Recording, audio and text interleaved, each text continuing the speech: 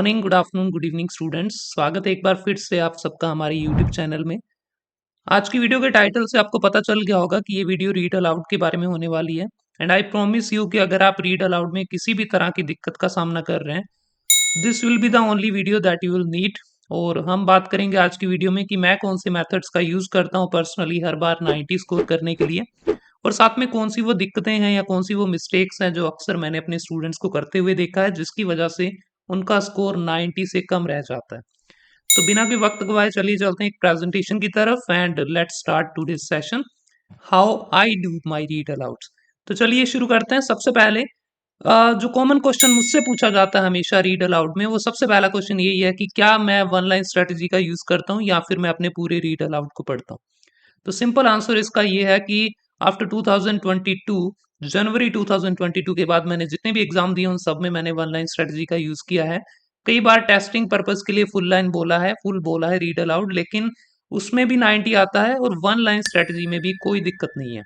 कई बार टीचर्स ये कह देते हैं, मैंने बहुत बार कमेंट्स में भी पढ़ा है कि हमें अपने टीचर ने मना किया है, वन लाइन स्ट्रेटजी से स्कोर नहीं आ रहा।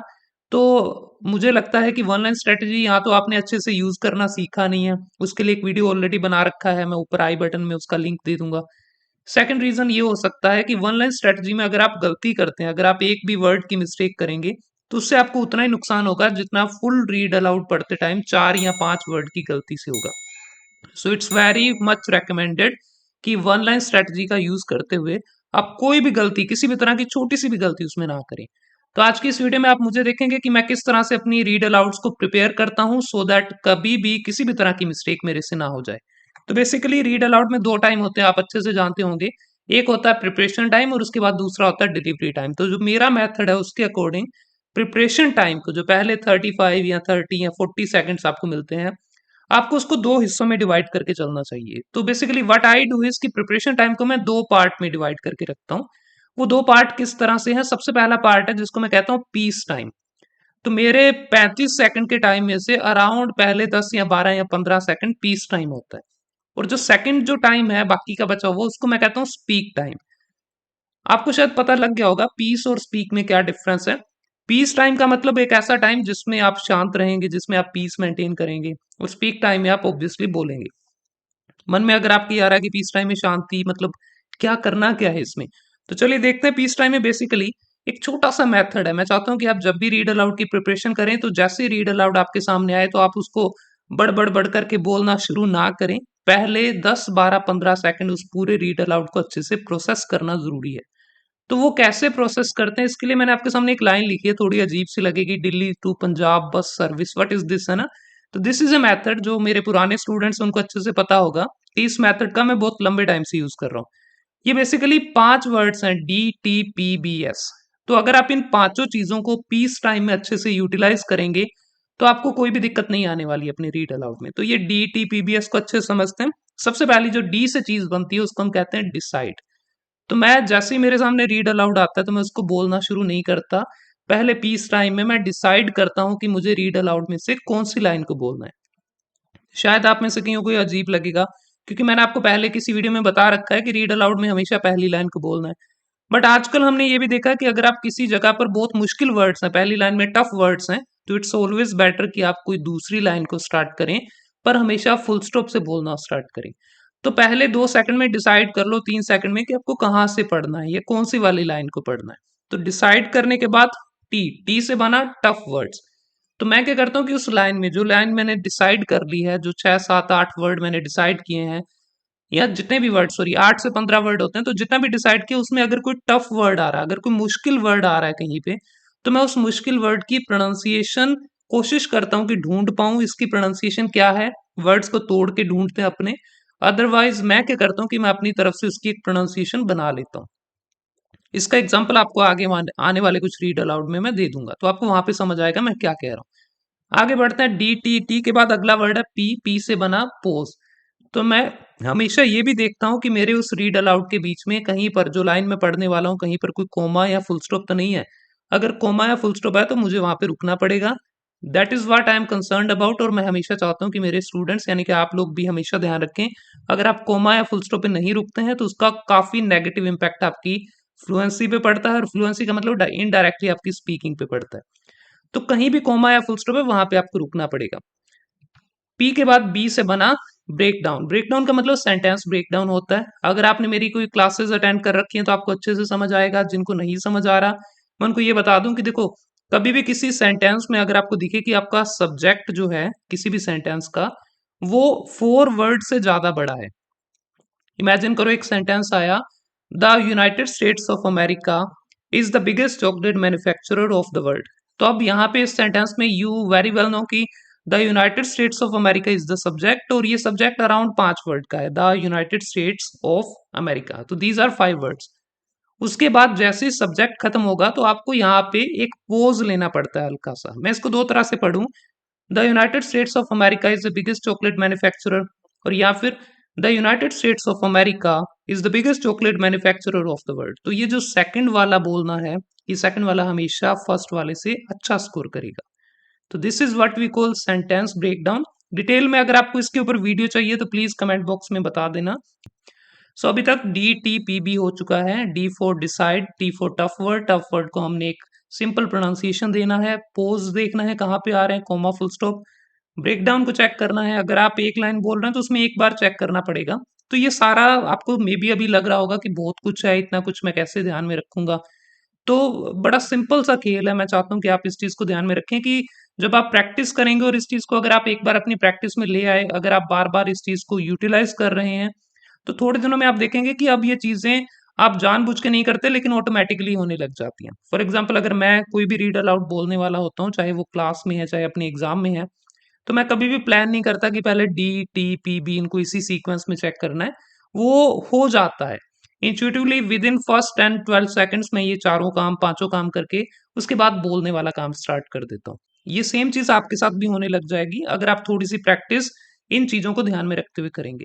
साथ में नोट्स बनाते रहना सो दैट जब आप प्रैक्टिस करें तो आप इन चीजों को यूटिलाइज अच्छे से कर पाए। फिलहाल आगे बढ़ते हैं। सबसे लास्ट आया एस। एस का मतलब है स्ट्रेस।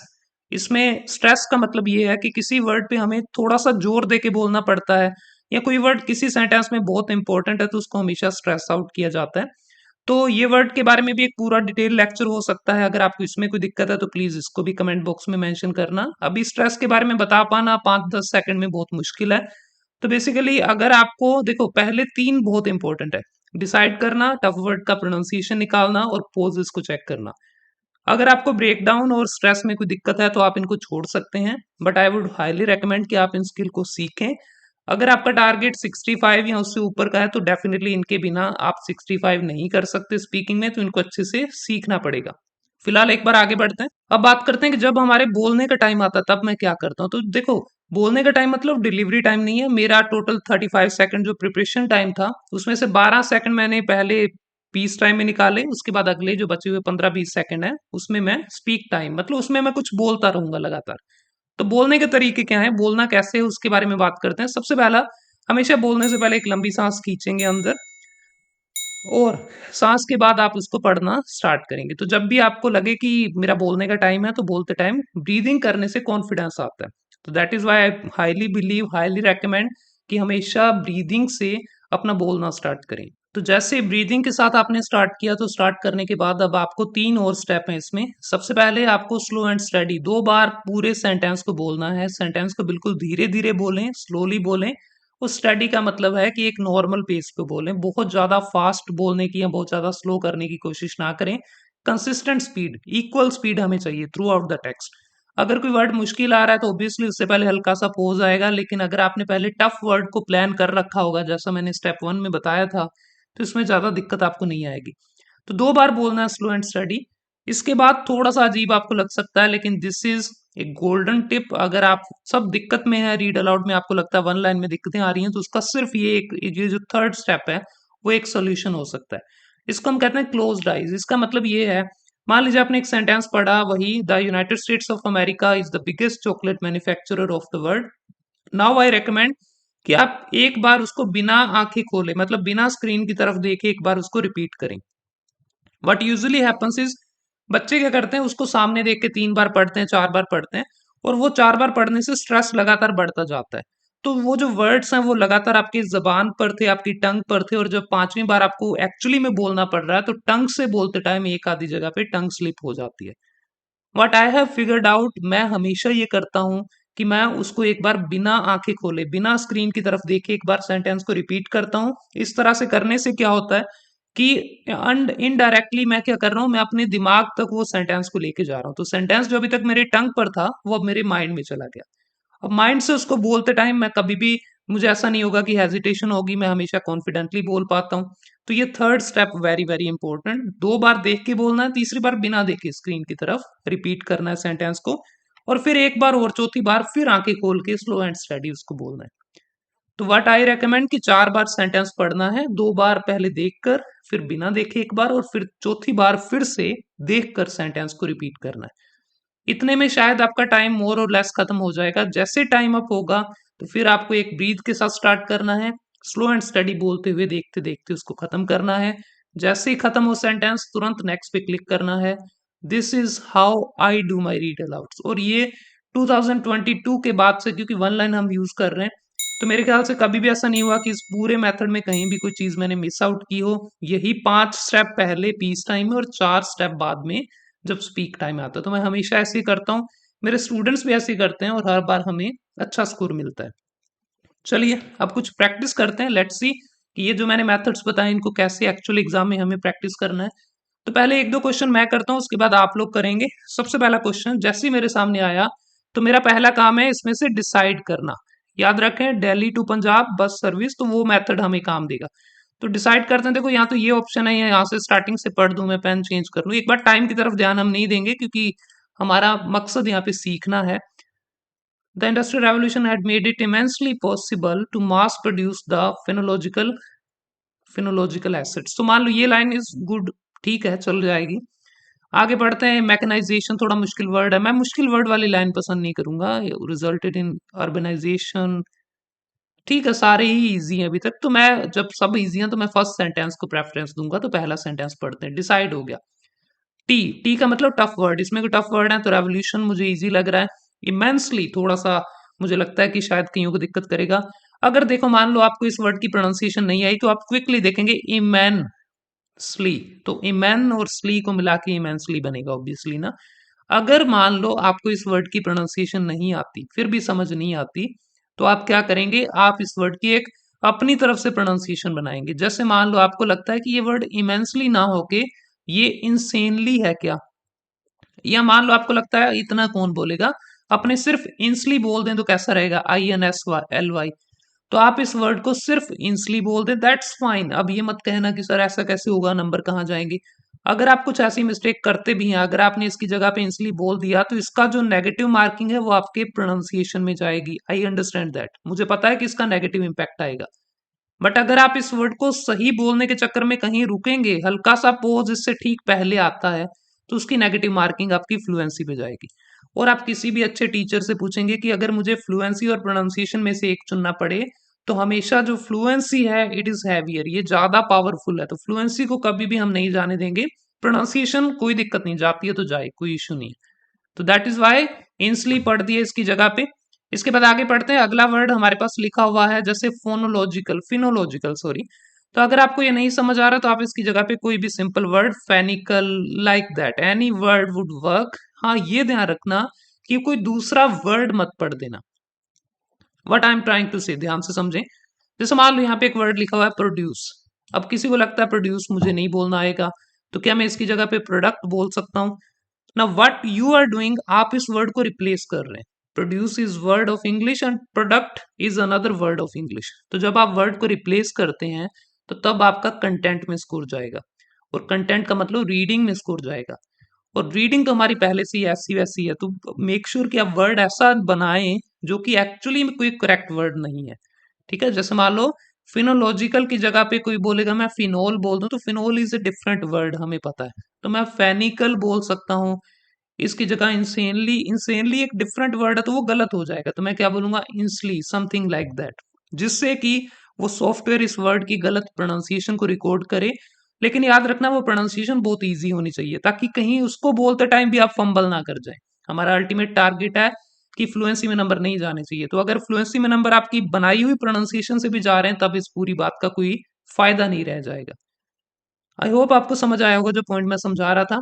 आगे बढ़ते हैं। Delhi to Punjab, P, P से आया पॉजेस, तो लकीली यहाँ पे कोई कॉमा नहीं है, इट्स ओके। उसके आगे बी, बी से बना था break down. The industrial revolution 3 word का सब्जेक्ट है, तो ब्रेक डाउन की भी कोई नीड नहीं है। और सबसे लास्ट में स्ट्रेस, तो स्ट्रेस यहाँ पे एक वर्ड पे आएगा, दैट इज इमेंसली, है ना, क्योंकि बहुत बड़ा। अगर आपको मैंने पहले बताया स्ट्रेस पे अगर आपको कोई वीडियो चाहिए तो हम उसके लिए अलग से एक वीडियो बना देंगे। अब इसको पढ़ते हैं। The industrial revolution had made it immensely possible to mass produce the phonological assets. अब मैं फोनोलॉजिकल पढ़ रहा हूँ, फिनोलॉजिकल, एक बार इसको फेनिकल कर देते हैं, इजी कर देते हैं। एसेट्स है ना। The industrial revolution had made it immensely possible to mass produce the phenical acids. हो गया इजी। एक बार दोबारा, the industrial revolution had made it impossible immensely possible to mass produce the phenical acids. अब देखो यहाँ पे शायद कई बच्चों को आएगा कि सर 8-15 वर्ड आपने गिने नहीं वर्ड्स, तो यहाँ पे तो डजेंट मैटर। देखो मैंने ये पाया है कि अगर आप 8 वर्ड से ऊपर और अराउंड 25-30 वर्ड तक जितना मर्जी पढ़ दे, 8 से कम मत रखना, 8 से ज्यादा जितना मर्जी पढ़ो। 15 हम एक ऐसी लिमिट सेट कर देते हैं, अक्सर बच्चों को ये लगेगा कि यार 15 हमें क्लास में बताया था या पिछली वीडियो में बताया था, तो वो जस्ट ऐसा कह लें कि एक आपको आपके सेटिस्फेक्शन के लिए, आपको संतुष्टि हो जाए इसलिए एक लिमिट दे रखी है। Otherwise there is no such limit, कोई ऐसी लिमिट नहीं है। तो मैं अक्सर उसको नहीं देखता, अंदाजा सा हो जाता है कि यहाँ पे 15 वर्ड के आसपास होंगे, तो उसके अराउंड जहां पे भी कोमा फुल स्टॉप आता है तो वहां पे हम रुक जाते हैं। Let's see. The industrial revolution had made it immensely possible to mass produce the phenical assets. The Industrial Revolution had made it immensely possible to mass produce the fenical acids. The Industrial Revolution has made it immensely possible to mass produce the fenical acids. ये मैंने बिना देख के बोला। The Industrial Revolution had made it, और जब बोलने का टाइम आएगा तो बड़ा इजीली स्लो बोलना है, थोड़ा सा रिलैक्स बोलना है, और मेक श्योर कि एक वर्ड के बाद आपको दूसरा वर्ड क्लियरली क्रिस्पली स्टार्ट होता हुआ सुने, वर्ड्स आपस में मर्ज ना हो। The Industrial Revolution had made it immensely possible to mass produce the fenical acids. तो देखो हल्का सा मे भी आपको लगा होगा कि यहाँ पे आपने इमेंसली पे स्ट्रेस किया या नहीं किया, तो वहां पे immensely possible, this is what we call stress. तो ये स्ट्रेस था। और जैसे ही आप खत्म करते हैं तो वहां पे फॉलोइंग इंटोनेशन, वो जो रूल मैंने पिछली वीडियो में बता रखे हैं, आई बटन में वीडियो दे रखी है, वो रूल सारे अभी भी काम करते हैं। बट अब बात कर रहे हैं कि दिक्कत का जो बच्चे सामना कर रहे हैं उस सोल्यूशन उसका क्या है, तो वो सोल्यूशन आपको आज की वीडियो में मिलेगा। मूविंग फर्दर, दूसरा क्वेश्चन करते हैं। चलिए इसको चेक करते हैं। वंस अगेन सबसे पहला डी, डी से डिसाइड, तो डिसाइड में मुझे दिख रहा है कि अगर पहला सेंटेंस इजी लग रहा है तो यहाँ तक पढ़ देते हैं, आगे पढ़ने की जरूरत ही नहीं है। कोमा है यहाँ पे, मेक श्योर कि आप ध्यान रखें, यहाँ पे लास्ट में कोमा है। इसके बाद आया दूसरे नंबर पे टी, टी से बना था टफ वर्ड, तो टफ वर्ड इसमें है कोई भी नहीं है मेरे ख्याल से। एक्सपोर्टर में भी आपको टफ वर्ड लग सकता है बट वो भी इजी है।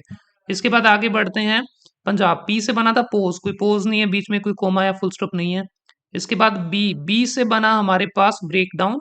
After becoming the biggest exporter, तो यहाँ पे सब्जेक्ट ही चल रहा है, तो यहाँ पे कोई हेल्पिंग वर्ब नहीं है। अक्सर हेल्पिंग वर्ब से पहले हमें रुकना पड़ता है, तो वो यहाँ पे है ही नहीं। स्ट्रेस में बात करें तो बिगेस्ट पे हमें थोड़ा स्ट्रेस करना पड़ेगा। किसी भी वर्ड के साथ E S T E R लगा हो तो वो हमेशा स्ट्रेस करना है, ये ध्यान रखेंगे। तो सेंटेंस कुछ ऐसा बनेगा, after becoming the biggest exporter of cars in 1970s। Repeat करते हैं इसको दोबारा से। After becoming the biggest exporters of cars in 1970s।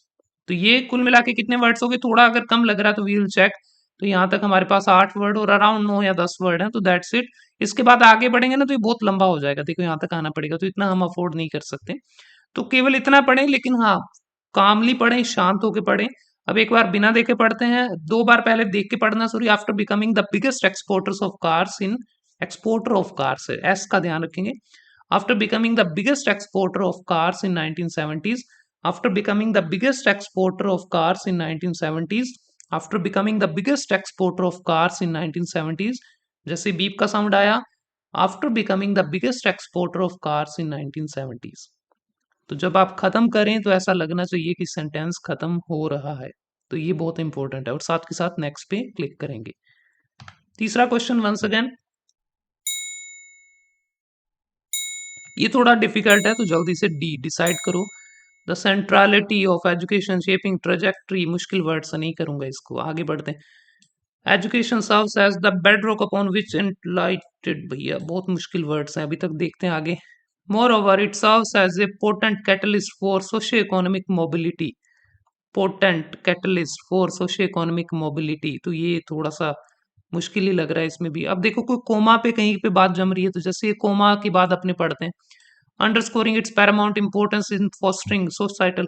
आपको अगर लग रहा है कि बहुत टाइम चला जाएगा इस चीज में, तो मैं क्योंकि आपको एक्सप्लेन कर रहा हूँ तो मुझे टाइम लग रहा है, अदरवाइज सिर्फ फुल स्टॉप देखना है और फुल स्टॉप के आगे आपको पढ़ना स्टार्ट करना है। तो मुझे लगता है कि देखो ये वाली लाइन फिर भी ठीक है, क्योंकि इसमें एक वर्ड मुश्किल लग रहा है मुझे, वो है एनलाइटेंड सोसाइटीज। तो यहाँ तक पढ़ देते हैं सोसाइटीज तक, और एनलाइटन की जगह पर अपने बोल देंगे एटंड, समथिंग लाइक दैट, एंटंड या anything like that would work. तो मैं दोबारा से पढ़ता हूँ, एजुकेशन सर्व्स एज द, अच्छा कोई पोज नहीं है कहीं पर भी, सेंटेंस ब्रेक डाउन करेंगे नहीं क्योंकि सब्जेक्ट दो ही वर्ड्स का था हमारे पास। तो ओवरऑल इस पूरे सेंटेंस को बहुत इजीली अपने बोल सकते हैं, दो बार देख के पढ़ेंगे। Education serves as the bedrock upon which entend societies. Education serves as the bedrock upon which entend societies. Education serves as a bedrock upon which entend societies. Education serves as a bedrock upon which entend societies. So that's it, बहुत easy sentence है। अब इसको धीरे धीरे अपने पढ़ के बोल सकते हैं। एंटेंट सोसाइटीज पे बात को खत्म करना और बड़े शांत तरीके से बोलना है। जितना आप स्लोली बोलेंगे, जितना आप ग्रेस के साथ बोलेंगे, the more you gonna score in your real exam.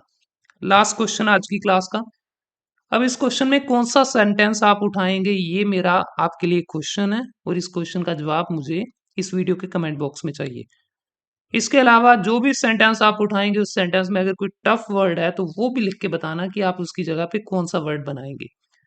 अगर आपको इस वीडियो में दिए गए किसी भी मेथड से या किसी भी टिप से, ट्रिक से कोई दिक्कत है, आपको लगता है कि नहीं ये काम नहीं करेगा, तो प्लीज ट्रस्ट मी, क्योंकि मैं, ऐसा नहीं है कि मैं 1 महीने पहले मैंने पढ़ाना स्टार्ट किया या 1 साल पहले पढ़ाना स्टार्ट किया। इट्स बिन 5 years, और 5 years में पता नहीं कितने थाउजेंड्स ऑफ स्टूडेंट्स को हमने पढ़ाया है। तो this is the method that will definitely work for you.